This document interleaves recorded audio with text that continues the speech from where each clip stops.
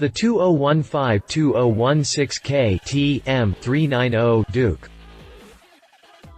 When talking about KTM's 390 Duke, the smallest Duke available in the US market, everyone within my earshot who has ridden it says the same thing, that's it is fun to ride.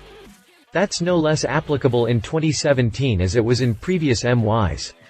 Looking at it spec-wise, it looks like a good entry-level bike and a sporty around-town bike, which it is, but it is also a very freeway-capable bike, making it a choice for commuting and just plain having fun. Experienced riders like it because it is lightweight and easy to throw around, it has awesome power and torque for a single-cylinder engine, and it is surprisingly smooth at highway speeds. Made by Bajaj, a manufacturer in India, and rebranded by KTM, I wasn't expecting much from the 390 Duke. Boy, was I surprised. Continue reading for my review of the KTM 390 Duke. Design. One of the few manufacturers offering a naked entry-level bike, the Honda CB300F comes to mind. KTM gave the 390 Duke plenty of new user-friendly features. Among the illuminated controls, find a kickstand warning light, gear indicators and a shift warning light, all useful information for folks new to two wheels. While some folks find the plastic body panels give the RC390 a cheap feel, the 390 Duke feels like a solid machine, lightweight, but solid.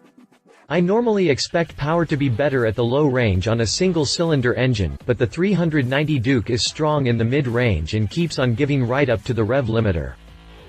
Chassis. Agile and responsive are words that I hear tossed around with abandon around Duke riders, and most of that is due to the frame design. KTM started with a lightweight tubular frame that keeps the bulk of the weight around the center of gravity. The bike weighs in at only 306.4 pounds without liquids, and most of that weight is concentrated around the engine, leaving it nimble and eager to respond to pressure on the bars. KTM started with a lightweight tubular frame that keeps the bulk of the weight around the center of gravity. It may have a small engine, but the suspension is set up for big boy maneuvers. KTM used inverted, 43mm WP forks to stiffen up the front end for predictable tracking in the corners, and a WP monoshock on the stiff and stable, lightweight swingarm. Suspension travel is a generous 5.9 inches front and rear, and it shows the Duke's dirt bike roots. Bottom line here is, the suspension is tuned for sporty riding with plenty of travel for comfort on less than ideal roads.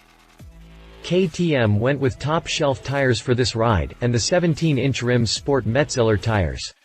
I would call the tire profiles mid-range at 110mm wide up front and only 150mm in the back. Kinda small, but they aren't building a drag bike after all. The Duke boasts an impressive brake pedigree, with Bosch and Brembo as the parents.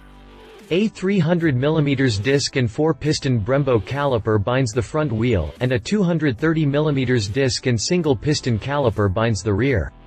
Perhaps bind is the wrong word. The Bosch 9MB ABS monitors wheel speed and moderates the brakes to prevent skids, and it can be disabled if you prefer not to use such newfangled contraptions.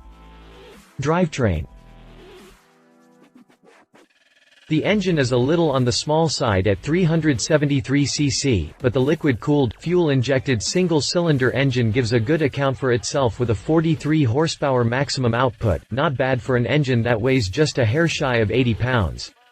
Part of this power comes from a Nakasil cylinder coating, and part comes from the RC8R-inspired, 4-valve heads and electronic fuel injection. Not only does the fuel injection keep throttle response stable, but also it contributes to good mileage and clean emissions, with a little help from a catalyst within the exhaust system. Waste gases pass through a 3-chambered silencer tucked discreetly away just ahead of the rear tire. This keeps it out of sight, and keeps the mass of the muffler close to center. The combination of lightweight and power works out well for this little Duke. Riders all agree that it's a quick and nimble little machine, with performance greater than just the engine size would suggest. Pricing. MSRP on the 2016-390 Duke was $4,999. I haven't seen MSRP on 2017 yet, but it'll be close to that. A 12-month or 12,000-mile warranty covers your Duke unless you use it in competition. In that case, it is a 30-day warranty. The parts covered under the warranty are the engine, frame and swing arm only. All other components are sold as is. Competitor. Since the 390 Duke is so clearly geared for the entry-level market, I decided to look for a competitor that could also serve as a training bike for riders interested in sport bikes as opposed to cruisers. Honda met that requirement with its CB300F street bike. The CB300F isn't quite as naked as the 390 Duke since the body fairings are a little more prolific, and cover more of the innards. I like the naked look, and love exposed trellis frames, so the KTM comes off looking a bit more boss. Not to say the Honda is a bad-looking ride, it isn't, but I like what I like.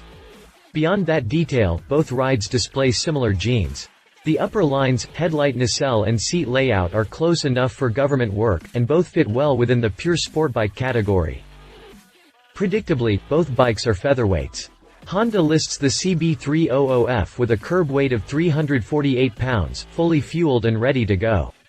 KTM claims an unfueled weight of 306.4 pounds with a fuel capacity of 2.9 gallons.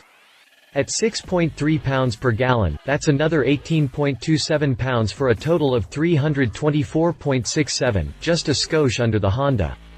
That said, both bikes are light and narrow, therefore easy to stand up and hold up, and nimble at parking lot speeds. The KTM sports inverted front forks, which lends it a more serious look and a stiffer front end.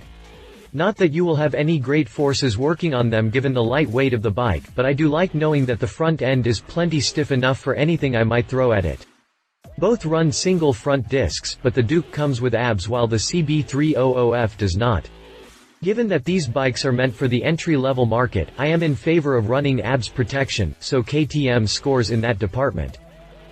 Both bikes run a one-cylinder, water-cooled, thumper engine, though the Duke is a bit bigger at 373.2 cc, over the 286 cc Honda. Beyond that, they enjoy fuel injection, electronic ignition and everything else you would expect on a modern, small-displacement engine. No fancy bits like traction control, but I can't imagine you need such things as badly on rides this small. Honda pulls out a clear win in the price department. At $4,149, the CB300F is about a full grand cheaper than the Duke with its $4,999 MSRP. While a grand isn't much in the higher-priced bikes, it does represent a significant percentage of the sale price here, and is likely to buy Honda some business from buyers who are severely constrained by their budget. For those not feeling the cash pinch, that extra grand buys you a bigger engine and ABS protection. In the end, it comes down to where your priorities lie. He said. My husband and fellow motorcycle rider, TJ Hinton, says, I like KTM already, and am familiar with the Duke line, so there were no real surprises here for me. Given my druthers, I would pick a model with a bigger engine, but I love the naked bike look. The visible, and visibly orange, frame just gives the bike a whole Mad Max vibe. She said. If I have to find something I don't like about the 390 Duke, it would be the seat. The seat is small and hard and there's quite a bump between the rider's seat and the pillion. If you're a member of the no ass at all club, you'll be okay, but if you have any bodaciousness at all in your posterior, that bump can be an annoyance. Save yourself some discomfort and opt for a gel comfort seat. Specifications. If you liked this video, please share your thoughts in the comments below and don't forget to hit the subscribe button.